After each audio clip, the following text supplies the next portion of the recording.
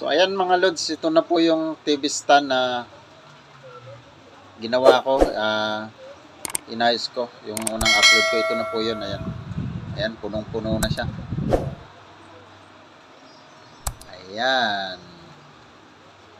Nilagyan na kagad ng asawa ko ng pinatungan na kagad.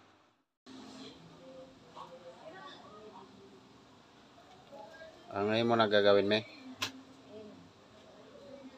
So ayan yung TV stand na karugtong ng in-upload kong unang video. So ayan, at kasalukuyang binabalot na ni Mrs.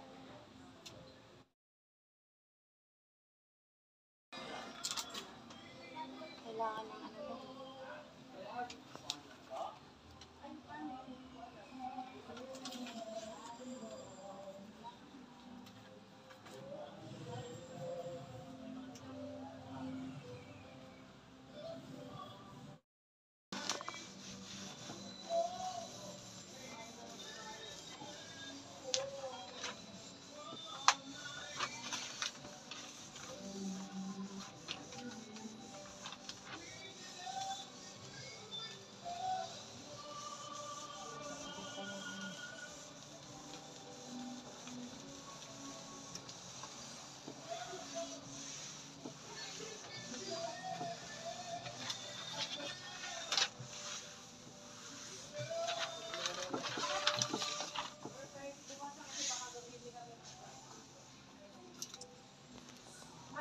So ayan yung TV stand na i-repair ko at kasalukuyang nilalagyan na ni Mrs. ng wallpaper lang yung ginamit niya. Ayan.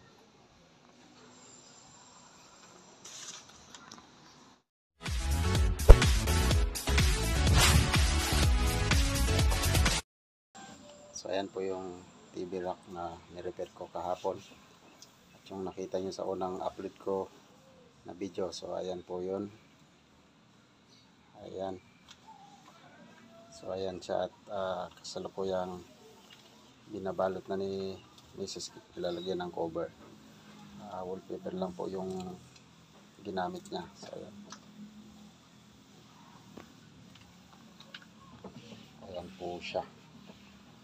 Kaya diba sayang na hindi kunin, hindi hingiin kung iniwan na ng may-ari at sira na daw.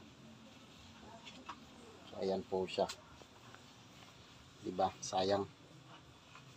Kaya naisipan kong hingiin para repair na lang, iayos. Yan, kaya naman pagandahin ni Mrs. yan. Yan diba? Sayang din.